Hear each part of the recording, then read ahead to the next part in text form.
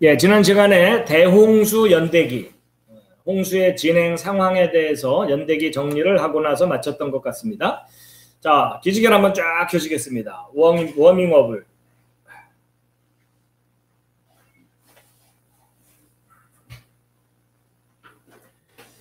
예, 그 사이에 경기도 광주에서 충주에서 함께 하시는 분들이 계십니다.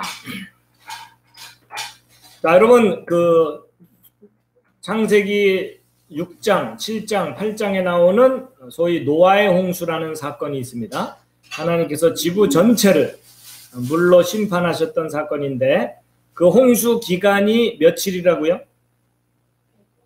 예, 보통 이제 40일 비가 내렸기 때문에 40일 동안의 홍수다라고 기억하는 분들이 많지만 성경을 자세하게 정리를 해보면 비가 내린 것만 40일이고 그 비 내린 기간을 포함해서 지구 전체가 물에 잠겨있던 기간이 며칠? 150일입니다. 5달 동안 지구 전체가 물에 덮였기 때문에 육지에서 공기로 호흡하는 모든 동물은 다 죽을 수밖에 없습니다. 그래서 육지 동물들을 살리기 위해서 노아에게 방주를 만들게 하시고 배를 만들게 하시고 거기에 육지 동물들을 종류별로 한 쌍씩, 정결한 동물들은 7마리씩 방주에 싣고서 살아남습니다. 그래서 150일 동안 지구 전체가 물에 잠겨 있다가 그 물이 점점 빠지는데 며칠 걸렸을까요? 역시 150일이 걸립니다. 그러니까 합쳐서 300일 동안 물이 차올랐다가 빠지는 10달 정도 걸렸던 것이죠.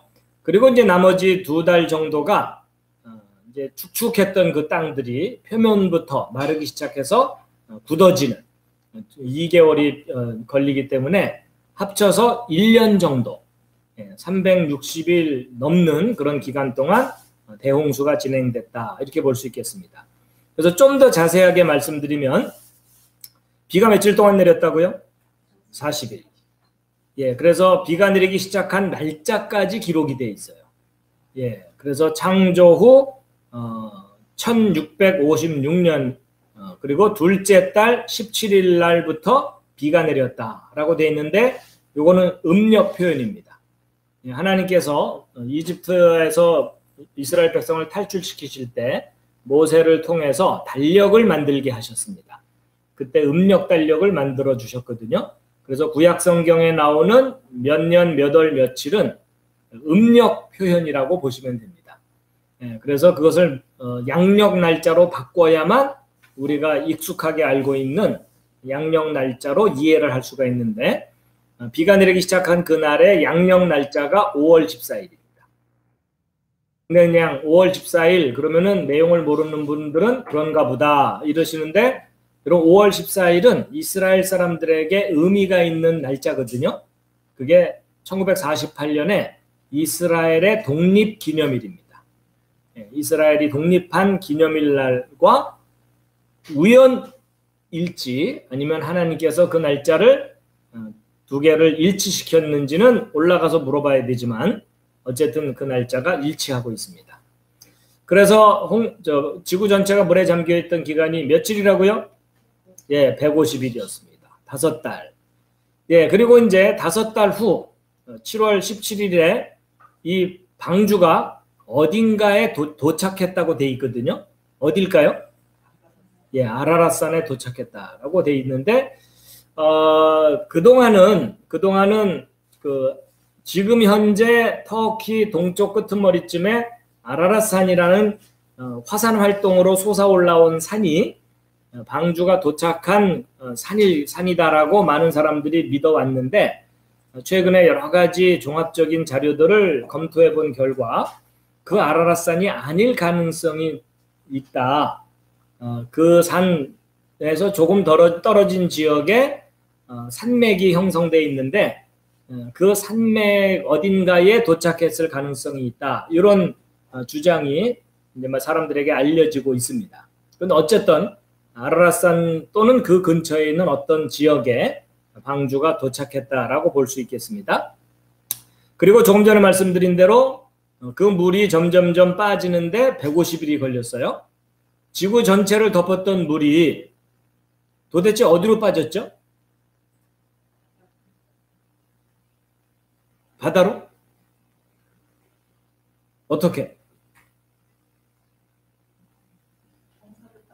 예, 그러니까 홍수 이후에 지각 변동이 있어서 한쪽이 올라가고 한쪽이 내려가기 때문에 물들이 낮은 쪽으로 고이게 되면서 지금 현재 바다들이 형성됐을 거다 이렇게 보고 있죠. 예, 그래서 결국은 상대적인 겁니다. 홍수 때 평평했기 때문에 물이 전체를 덮고 있다가 이제 홍수 끝나고 나서 지각 변동으로 땅이 기울어지니까 낮은 곳에 모인 것이 현재의 바다다. 그리고 물 바깥으로 드러나게 된 곳이 육지다. 이렇게 이해를 하시면 되겠습니다. 네, 그리고 나서 그해 10월 1일 날 무슨 일이 있었을까요? 10월 1일에 산들에 봉우리가 보이기 시작했어요. 그러니까 7월 17일부터 2달 반 정도 걸쳐서 물이 점점점 빠지다가 드디어 산봉우리들이 보이기 시작한 겁니다. 그러니까 그렇다는 얘기는 산봉우리보다 더 높게 물로 덮여 있었다가 이제 물이 쭉 빠지면서 2달 반쯤 빠지고 났더니 봉우리들이 보이기 시작했다. 거꾸로 얘기하면 조산 활동으로 솟아 올라오면서 물은 빠져 내려가고 그러면서 상대적으로 이제 봉우리들이 보이기 시작한 것이 10월 1일. 자, 봉우리만 보인다고 방주에서 내릴 수는 없어요. 그렇죠? 이제 동물들이 엄청나게 많기 때문에 그 많은 동물들이 살아갈 수 있는 정도의 넓은 땅이 드러나야만 방주에서 내릴 수가 있는데 봉우리가 보이기 시작해서부터 며칠 후에 며칠 후냐면 40일 후에 노아가 무슨 행동을 했을까요? 예, 창문을 열고 이제 방주에서 나갈 만한지 알아보려고 새를 내보냈는데 처음 내보낸 새는 무슨 새? 까마귀를 내보냈습니다. 까마귀를 내보냈더니 돌아왔나요? 아니면 계속 바깥에서 돌아다녔나요? 바깥에서 돌아다닌 것 같아요. 그렇죠? 여기저기를 왔다 갔다 했다라는 표현이 나오거든요. 근데 까마귀는 왜 안 돌아왔을까요? 배고플 텐데. 여러분 생각해 보세요. 홍수 후에 홍수 때 죽은 동물들의 시체들이 여기저기 널려 있잖아요. 그렇죠? 그러니까 까마귀는 잡식성 새이기 때문에 아마도 먹을 게 어느 정도 있기 때문에 방주로 빨리 안 들어오고 그냥 바깥에서 돌아다녔을 가능성이 있다라고 추정이 됩니다. 그것도 까마귀를 만나서 물어봐야 돼요. 너 왜 안 들어왔냐? 빨리. 근데 까마귀는 이제 그랬는데 다시 무슨 새를 또 내보냈죠? 비둘기를 내보냈더니 그 비둘기는 어땠죠? 발붙일 곳을 찾지 못해서 다시 방주로 왔다고 돼 있죠. 예, 먹을 거리도 없었겠죠. 예, 그러다가 일주일을 기다려서 또 비둘기를 다시 내보냈어요. 그랬더니 그 비둘기가 어떻게 돌아왔을까요? 1번 지쳐서 돌아왔다. 뭐죠? 올리브나무 잎사귀를 뜯어갖고 물고 왔어요. 그렇죠? 예. 자, 그래갖고 이제 물이 좀 많이 줄어들었고 나무들이 싹을 내기 시작했구나. 이제 이것을 알게 된 거죠. 예, 그러니까 생태계가 회복되기 시작하는 것을 알게 됐고, 그리고 나서 이제 물이 물러간 지 5달 지난 후인 그 다음 해 1월 1일, 놀랍게도 그 1월 1일 날 무슨 일이 있었을까요? 그때부터 땅이 마르기 시작했다. 뭐 이렇게 표현되어 있습니다. 그러니까 1월 1일쯤에 땅 표면이 말랐고, 표면만 마르면 안 돼요. 어느 정도 깊이까지는 말라야 되니까 이제 2달 정도 건조 기간 후에 땅이 이제 처음에는 표면만 말랐다가 땅 내부까지도 어느 정도 마르니까 방주에서 나왔다. 이렇게 보시면 되겠습니다. 그래서 방주에서 나오기 직전에 마지막, 방주 안에 들어가 있던 마지막 날짜가 그 다음 해 둘째 달 27일이에요. 그러니까 2월 17일 날 들어가서 그 다음에 2월 27일이죠. 그러면 1년 열흘이죠. 근데 이게 음력이거든요. 음력은 12달이 354일이에요. 그러니까 거기에다가 열흘을 더하면 364일이 되죠. 그래서 이제 약간 그 계산상의 그 오차가 있기 때문에 거의 1년 정도 기간 동안 홍수가 있었다. 이렇게 보시면 되겠습니다. 그리고 노아가 방주에 들어가 있던 날짜 수는 2월 10일 날 들어갔거든요. 그러니까 비가 내리기 7일 전에 들어갔다고 돼 있어요. 그래갖고 이제 성경을 자세하게 좀 분석을 해봤더니 하나님께서 2월 10일부터 이제 방주에 들어가라고 했기 때문에 이 10일부터 17일까지 일주일 정도 기간 동안 동물들을 실었을 거다라고 보고 있습니다. 왜냐하면 그 많은 동물들을 하루 만에 실는 것이 가능할까요? 불가능할까요? 현실적으로 거의 불가능합니다. 예. 종류별로 따지면 35,000마리 정도 되고요. 그리고 종류를 오늘날의 종이 아니라 속이나 과 정도로 보거든요. 생물 분류상에서. 그러니까 속이나 과의 대표로 한 쌍씩 집어넣는다 하더라도요. 우리 양 박사님 계산했더니 몇 초 만에 하나씩 넣었어야 되죠. 35,000마리를 하루 만에 집어넣으려면 7초에 한 쌍씩 집어넣어야 돼요. 그러니까 그건 현실적으로 불가능해요. 그렇죠?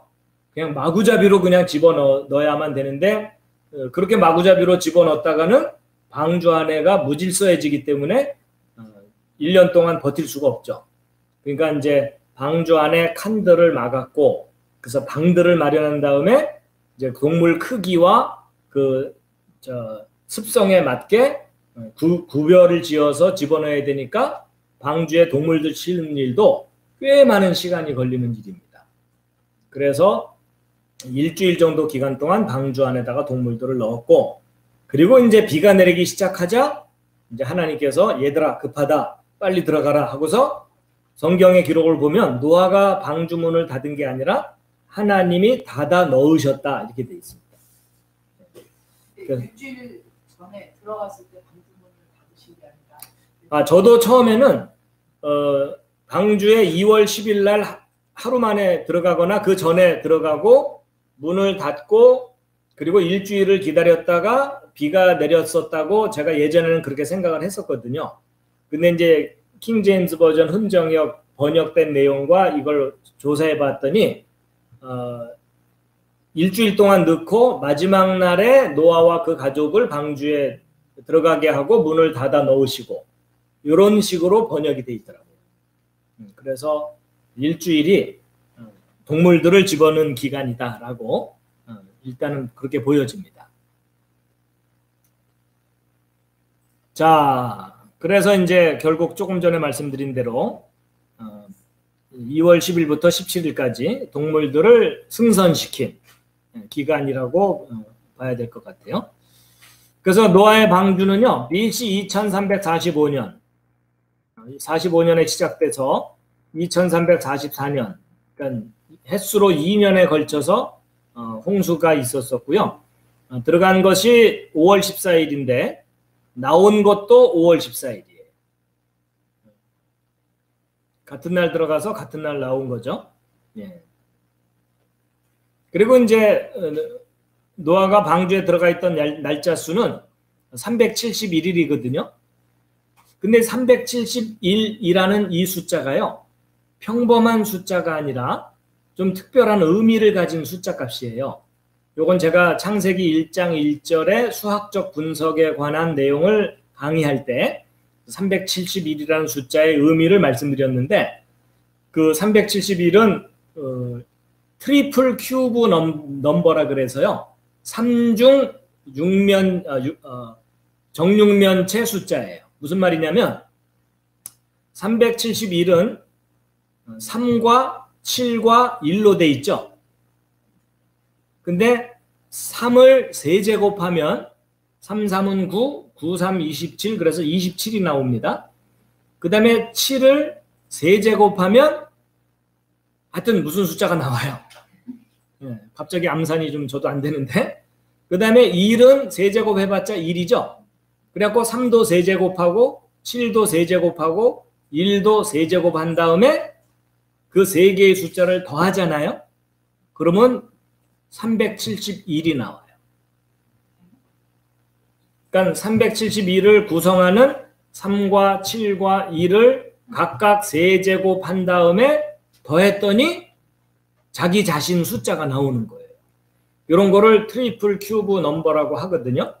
근데 이런 특징을 갖는 숫자는 세 자리 숫자 중에서만 있고요. 그래서 100부터 999까지 조사해 보았더니 딱 4개가 발견돼요. 근데 그 4개의 그 독특한 그 숫자들은 다 성경과 관계된 숫자들이에요. 그 중에 이제 첫 번째 숫자가 153입니다. 예. 그래서 153은 1과 5와 3으로 이루어져 있죠. 그래서 1의 3승, 5의 3승, 3의 3승. 그러면 1과 125와 그 다음에 27 이렇게 되거든요. 근데 그 세 숫자를 싹 더하면 153이 됩니다. 예, 그래서 우리 교회가 153 쉴터 교회잖아요. 근데 그 153이라는 그 의미가 히브리어로 하나님의 아들들 베니 하 엘로힘이라는 단어의 숫자값이기도 하고 또 트리플 큐브 넘버이기도 해요. 근데 정육면체가 3번이거든요. 근데 정육면체는 지성소 내부의 모양이 정육면체입니다. 그래서 지성소는 거룩한 장소이잖아요. 그래서 정육면체는 거룩함을 상징하는 도형이에요. 근데 그게 3개나 있어요. 그래서 거룩함, 거룩함, 거룩함. 그래서 거룩, 거룩, 거룩. 3번이나 반복됐을 때는 지극히 거룩함. 이런 의미를 가지고 있거든요. 그래서 153이라는 숫자도 지극히 거룩함이라는 의미를 갖고 있고요. 371이라는 저 숫자도 지극히 거룩함이라는 의미를 갖고 있는 그런 것인데, 여러분 왜 거룩해야 되죠? 거룩하다는 건 무슨 뜻이죠? 거룩하다는 것은 구별된다는 뜻입니다. 기본적인 뜻이. 예, 그래서 여러분 우리가 청소를 하는 이유가 더러운 것과 깨끗한 것을 구별하는 일이죠. 그렇죠. 그래서 그러면 깨끗한 것은 무엇을 의미하느냐? 성경에서 정결함, 뭐 성경이 아니라 우리 일상생활에서도요, 정결함, 깨끗함은요, 생명을 의미합니다. 그래서 이 거룩함의 숫자라는 의미는 생명의 숫자라는 뜻입니다. 그래서 여러분 노아의 방주에 들어가 있던 기간이 371일이죠. 근데 371은 이 1이라는 숫자는 거룩함의 숫자이고 생명의 수라 그랬죠. 노아 방주에 들어간 동물과 사람만이 생명을 유지합니다. 그렇죠. 방주에 들어가지 못한 동물과 사람은 사망입니다. 그래서 하나님께서 방주 자체도 생명이라는 의미를 갖고 있지만 이 방주 안에 들어가 있던 날짜 수도 371로 굳이 기간을 정하신 이유가 생명의 숫자가 371이기 때문에 그것까지도 의미를 부여하신 거다라고 이해할 수가 있겠습니다.